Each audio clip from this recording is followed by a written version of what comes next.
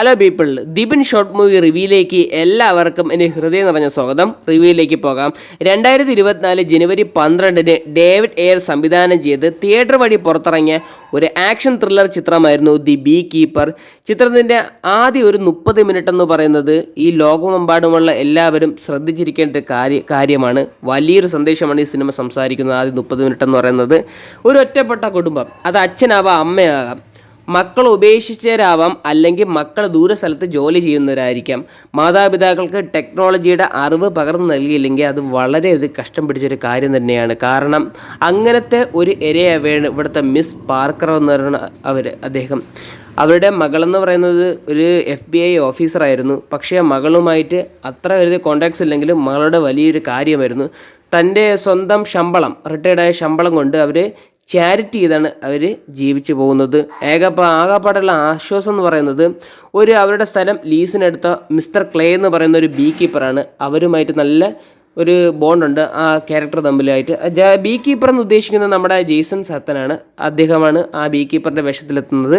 അപ്പം ഒരു ദിവസം ഇവരുടെ കമ്പ്യൂട്ടർ ആരോ ഹാക്ക് ചെയ്യുകയാണ്. ആ കമ്പ്യൂട്ടറിൽ എന്തോ പ്രശ്നമുണ്ട്, സോഫ്റ്റ്വെയർ എന്തോ ഇഷ്യൂ ആണെന്നും പറഞ്ഞ് ഈ ആപ്പ് ഇൻസ്റ്റാൾ ചെയ്യണം, ആ സ്റ്റെപ്പ് ഇൻസ്റ്റാൾ ചെയ്യണമെന്ന് പറഞ്ഞ് അങ്ങനെ ഇൻസ്റ്റാൾ ചെയ്യുകയും ആ കമ്പനിയുടെ നിർദ്ദേശപ്രകാരമാണ് ഇൻസ്റ്റാൾ ചെയ്യുകയും അങ്ങനെ ഇവരുടെ ബാങ്കിലെ പൈസയെല്ലാം ലൂട്ട് ചെയ്യുകയാണ് ഈ കമ്പനി. അങ്ങനെ ഇത് സഹിക്കാനാവാതെ അവർ തന്നെ സൂയിസൈഡ് ചെയ്യുകയാണ്. അതിന് പകരം വീട്ടാൻ വേണ്ടി ഈ ബീ കീപ്പർ തന്നെ സ്നേഹിച്ചവരെ കൊന്നതുകൊണ്ട് പകരം ആ കമ്പനിയെ തേടി പിടിച്ച് വെഞ്ചൻസ് ചെയ്യാൻ പോകുന്ന കഥയാണ് ബീ കീപ്പർ എന്ന സിനിമ സംസാരിക്കുന്നത്. ജെയ്സൺ സ്റ്റത്താൻ എന്ന് പറയുന്ന അദ്ദേഹത്തിൻ്റെ ആക്ഷൻ സീക്വൻസ് വേറെ ലെവലിൽ തന്നെ പറയേണ്ടിയിരിക്കുന്നു. കാരണം ഒരു രക്ഷയില്ലാത്ത അഭിനയമാണ് അങ്ങേര്.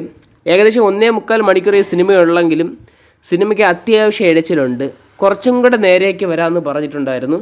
പക്ഷേ സിനിമയിൽ അവിടെ ഇവിടെയായിട്ട് പോരായ്മ ഉണ്ടെങ്കിലും അതിൻ്റെ ആക്ഷൻ സീക്വൻസ് വേറെ ലെവൽ തന്നെയാണ്.